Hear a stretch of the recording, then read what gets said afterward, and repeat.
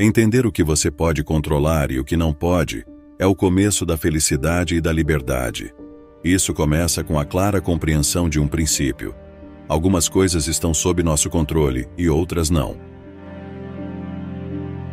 Após enfrentar essa regra, é possível alcançar a tranquilidade interior e a eficácia exterior. Estão sob nosso controle as opiniões, aspirações, desejos e coisas que nos repulsam. Essas áreas constituem, com bastante precisão, nossas preocupações, pois estão diretamente sujeitas à nossa influência. Sempre temos a possibilidade de escolher o conteúdo e o caráter de nossa vida interior. Por outro lado, fora de nosso controle, estão coisas como o tipo de corpo que temos, nascer na riqueza ou a necessidade de enriquecer, como somos vistos pelos outros e nossa posição na sociedade. Devemos lembrar que essas coisas são externas e, portanto, não constituem nossas preocupações. Tentar controlar ou mudar o que não podemos só resulta em tormento. Devemos lembrar que as coisas sobre as quais temos poder estão naturalmente à nossa disposição, livres de qualquer restrição ou impedimento. No entanto, as coisas que não podemos controlar são fraquezas, dependências, ou são determinadas pelo capricho e pelas ações dos outros. Devemos lembrar também que se acreditarmos que podemos controlar coisas que, por natureza, escapam ao nosso controle, ou se tentarmos assumir os assuntos dos outros como nossos esforços serão frustrados e nos tornaremos pessoas frustradas, ansiosas e críticas. Ocupe-se de seus próprios assuntos. Preste atenção apenas às suas verdadeiras preocupações e considere o que pertence aos outros como problema deles, não seu. Agindo assim, você será imune à coerção e ninguém poderá te reter. Você será verdadeiramente livre e eficaz, pois usará seus esforços de forma construtiva, em vez de desperdiçá-los criticando ou se opondo aos outros. Se você conhece e presta atenção às suas verdadeiras preocupações, ninguém ou nada o fará agir contra sua vontade. Os outros não poderão te ferir. Você não ganhará inimigos nem sofrerá qualquer mal. Se você tem o propósito de viver seguindo esses princípios, lembre-se de que não será fácil. Você terá que renunciar completamente a algumas coisas e adiar outras. Reconheça as meras aparências. Daqui para frente, exercite-se em dizer a qualquer coisa desagradável: você é apenas uma aparência e de forma alguma é o que aparenta ser. Em seguida, considere cuidadosamente o assunto em questão de acordo com os princípios que mencionamos. Em primeiro lugar, essa aparência diz respeito a coisas que estão sob meu controle ou não. Se diz respeito a algo que está fora do seu controle, não se preocupe com isso. O desejo clama por satisfação. Nossos desejos e aversões são governantes caprichosos que exigem satisfação. O desejo nos ordena correr atrás do que queremos, enquanto a aversão insiste em que evitemos as coisas que nos repulsam. É bastante comum nos decepcionarmos quando não conseguimos o que queremos e nos afligirmos quando conseguimos o que não queremos. No entanto, se você se limitar a evitar apenas as coisas indesejáveis que são contrárias ao seu bem-estar natural e estão sob seu controle, nunca se envolverá em algo que realmente não deseje. No entanto, se você tentar evitar fatalidades como doenças, morte ou infortúnios, sobre os quais não tem controle real, você e aqueles ao seu redor sofrerão. O desejo e a aversão, embora poderosos, são apenas hábitos e podemos nos exercitar para ter hábitos melhores. Restrinja o hábito de se sentir rejeitado por todas as coisas que estão além do seu controle. E, em vez disso, concentre-se nas coisas prejudiciais que você pode combater. Faça tudo o que estiver ao seu alcance para refrear o desejo, pois se desejar algo que está além do seu controle, provavelmente acabará decepcionado, enquanto negligencia as coisas que estão sob seu controle e que merecem ser desejadas. É claro que há ocasiões em que, por razões práticas, devemos buscar algumas coisas e rejeitar outras, mas devemos fazer isso com elegância, discernimento e flexibilidade. Vejamos as coisas como realmente são. As circunstâncias não ocorrem para satisfazer nossas expectativas. As coisas acontecem por si mesmas. As pessoas se comportam como são. Aproveite o que você realmente obtém. Abra os olhos e veja as coisas como elas realmente são, e assim você evitará a dor de falsas ligações e decepções evitáveis. Pense no que lhe traz prazer nas ferramentas de que dispõe, nas pessoas que você ama, mas lembre-se de que elas têm sua própria natureza específica, que pouco ou nada tem a ver com a forma como você as percebe. Como exercício, pense na coisa mais insignificante a qual você se sente vinculado. Vamos dar um exemplo. Imagine que você tem um copo favorito. No fim das contas, ele é apenas um copo, então se ele quebrar, você pode lidar com isso.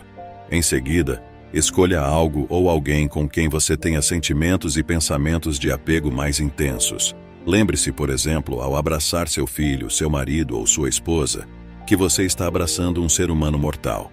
Assim, se um deles morrer, você poderá lidar com isso com coragem. Quando algo acontece, a única coisa que está sob seu controle é a atitude que você adota em relação a isso. Você pode aceitá-lo ou ficar ressentido, porque o que realmente nos assusta e desanima não são os eventos externos em si, mas sim a maneira como pensamos sobre eles. Não são as coisas que nos perturbam, mas sim a nossa interpretação do seu significado. Pare de se assustar com ideias impulsivas e impressões sobre como as coisas são. As coisas e as pessoas não são o que desejamos que sejam nem o que parecem ser. Elas são o que são. Harmonize suas ações com a vida como ela realmente é. Não tente impor suas próprias normas. Comporte-se sempre, em todos os assuntos, sejam eles grandes e públicos ou pequenos e privados, de acordo com as leis da natureza. A harmonia entre sua vontade e a natureza deveria ser seu ideal supremo. Pratique esse ideal nos detalhes da vida cotidiana, nas tarefas e deveres pessoais. Ao realizar uma tarefa, como tomar um banho, faça isso em harmonia com a natureza. Ao comer, faça-o também em harmonia com a natureza, e assim por diante. Não se trata tanto do que você está fazendo, mas sim de como está fazendo.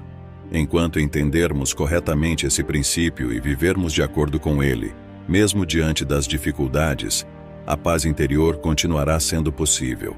Os eventos em si não nos causam danos, mas sim a nossa percepção deles pode fazê-lo. As coisas em si mesmas não nos prejudicam ou nos impedem, nem as outras pessoas. A forma como vemos as coisas é outra questão.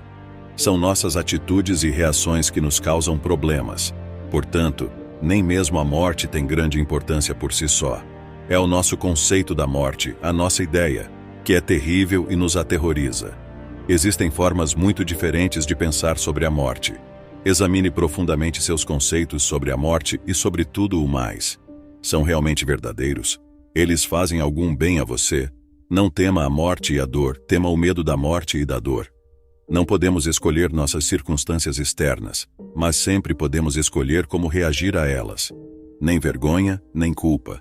Se o que sentimos sobre as coisas nos atormenta mais do que as coisas em si mesmas, é absurdo culpar os outros. Portanto, quando sofremos um revés, um incômodo ou uma aflição, não devemos culpar os outros, mas sim nossa própria atitude.